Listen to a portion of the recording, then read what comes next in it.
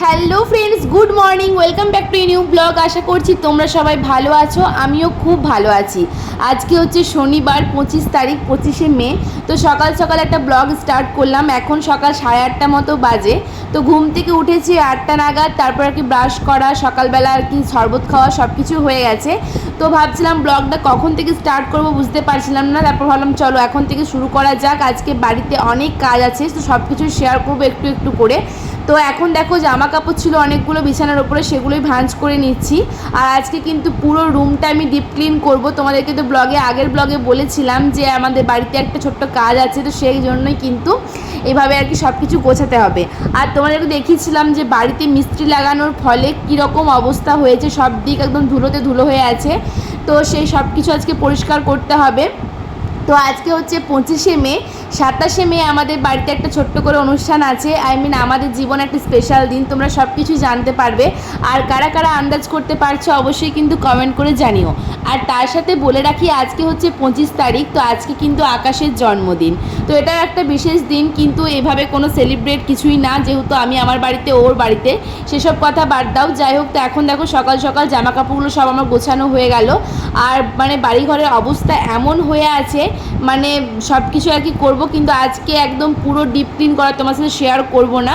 কারণ আগে আমি অনেকবার শেয়ার করেছি, আর ক্যামেরা অন করে কাজ করতে গেলে সত্যি প্রচুর লেট হয়। তো তোমাদেরকে দেখিয়ে দিই এক ঝলক যে আমার বাড়িটা আমার রুমটার এখন কি অবস্থা হয়ে আছে। দেখতে পাচ্ছ ঘুম থেকে ওঠার পর বিছানাটাও গোছায়নি, তারপর হচ্ছে সব কিছু এলোমেলো, সব দিকটা তোমাদেরকে দেখাচ্ছি দেখো। তো এখন তোমরা একটা লুক দেখে নাও যে কেমন আছে, আর তারপর বুঝতে পারবে যে গোছানোর পর আর কি কেমন করলাম। তো সে কারণে আর কি সব একবার দেখিয়ে দিচ্ছি।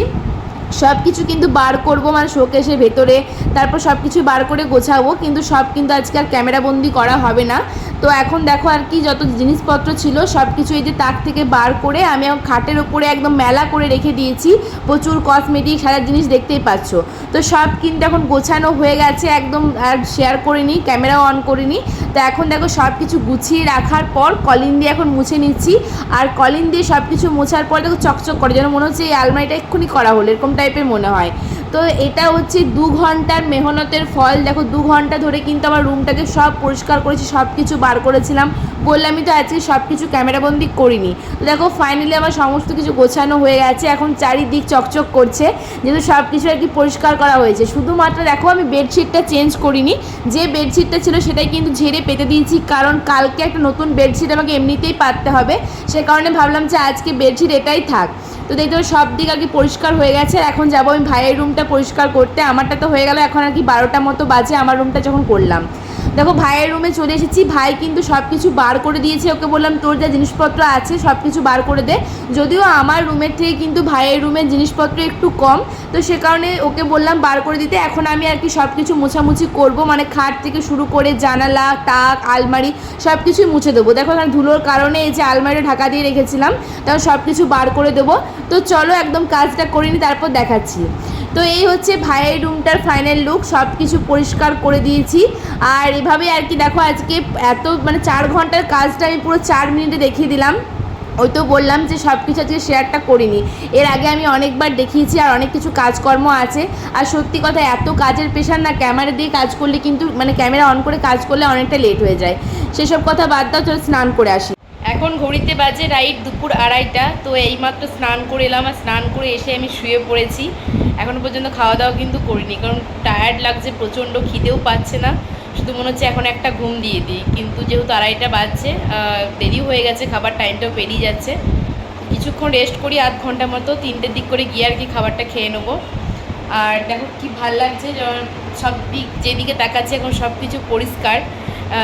যখন সব রুমটা আর কি পরিষ্কার করা হয় বা ডিপ ক্লিন করা হয়, তারপর যখন স্নান টান করে আসার পর যখন আর কি রুমে ঢোকা হয় আর কি, তো প্রচণ্ড ফ্রেশনেস কাজ করে। কিন্তু আজ যেহেতু অনেকটা খাটনি হয়ে গেছে, একসাথে 2টো রুম আর কি পরিষ্কার করেছি, ভাইয়ের রুমটা আমারটা 2টো, তাই আর কি সেই ফ্রেশনেসটা কাজ করছে না, এখন টায়ার্ড লাগছে প্রচণ্ড। যাই হোক, তো অ্যাট লাস্ট সব কিছু আর কি করতে পারলাম। এখনও কিন্তু বারান্দাটার অবস্থা শোচনীয়, তোমাদেরকে আমি দেখাচ্ছি একটু পর। বারান্দাটা এখনও পর্যন্ত পরিষ্কার করতে পারিনি। সেদিনকে দেখিয়েছিলাম একটু একটু সামনেটা করেছিলাম, কিন্তু ডিপ ক্লিন তো আর হয়নি না। তো ওটা আর কি কালকে করব। কালকের দিনটা এখন হাতে টাইম আছে, যেহেতু আমাদের অনুষ্ঠানটা হচ্ছে পরশু দিনকে 27শে মে। তো সে কারণে আর কি কালকের দিনটা টাইম পাবো, রবিবারটা। তো আজকে সে কারণে আর ওইখানটা করলাম না, কারণ ওটা করতে গেলে আমার প্রায় 4টে বেজে যেত পরিষ্কার করতে করতে, তা ওটা রেখে দিলাম। যাই হোক, তো চলো এখন একটু আর কি শুয়ে থাকি, শুয়ে শুয়ে একটু ফোন ঘাঁটি আধ ঘন্টা মতো, তারপর নিচে গিয়ে খাওয়া দাওয়া করবো, তখন আবার দেখা হচ্ছে তোমাদের সাথে। চলো এখনকার মতো টাটা। স্নান করার পর শুয়েছিলাম প্রায় 1 ঘন্টা মতো, এখন দেখো উঠলাম আর চোখ মুখ দেখে মনে হচ্ছে আমি যেন স্নানটাই করিনি। তো এখন দুপুর 3:30 বাজে, এখন আর কি উঠলাম খেতে যাবার জন্য। আর তার আগে ভাবলাম তোমাদেরকে এক ঝলক দেখিয়ে দিই যে বারান্দাটার অবস্থা কেমন হয়ে আছে। পুরো অবস্থা একদম খারাপ। তোমাদেরকে আগের 2 দিন আগের ব্লগের কথা বলছি, তখন দেখিয়েছিলাম খাট টেবিল প্রচুর জিনিস ছিল, সেগুলো কিন্তু ভাই সেট করে দিয়েছে, কিন্তু তাছাড়াও দেখো প্রচুর আর কি জিনিসপত্র পড়ে আছে। তো সেই নোংরাগুলো কালকে সব পরিষ্কার করবো। এদিকে চেয়ারের মধ্যে আছে শুকনো জামা কাপড়, মানে কাঁচা জামা কাপড়, সেগুলো কিন্তু সন্ধ্যাবেলা আর কি মানে গোছাবো। তো এখন দেখো নিচে চলে এসেছি খাবার খেতে। আর এখন আজকে দুপুরে মেনুতে ছিল ভাত, মাছের তেল, ঢ্যাঁড়স ভাজা, পটলের সবজি, তার সাথে মাছের ঝোল আর আমের আচার। তো এই ছিল আমার দুপুরের মেনু। তো চলো খাওয়া দাওয়াটা করে নিই, প্রচণ্ড খিদে পেয়ে গেছে। গুড ইভিনিং, শুভ সন্ধ্যা। এখন আর কি সন্ধ্যাবেলা একদম ভিডিওটা করছি, এখন 7টা মতো বাজে।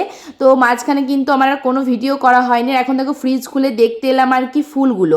আজকে ভাই দুবরাজপুর টিউশন গিয়েছিল, তো ভাইকে গোলাপ ফুল আর বেলি ফুল আনা করিয়েছিলাম, কিন্তু বেলি ফুলগুলোর অবস্থা দেখো পুরো খারাপ। গোলাপগুলো ঠিক আছে, মনে হচ্ছে না পরশু দিন পর্যন্ত ঠিক থাকবে। কিছু করার নেই, যদি ঠিক থাকে তো ইউজ করা যাবে, আর ঠিক না থাকলে ইউজ করাই যাবে না। একদম ফুলগুলো এমনিতে আর কি মরে গেছে।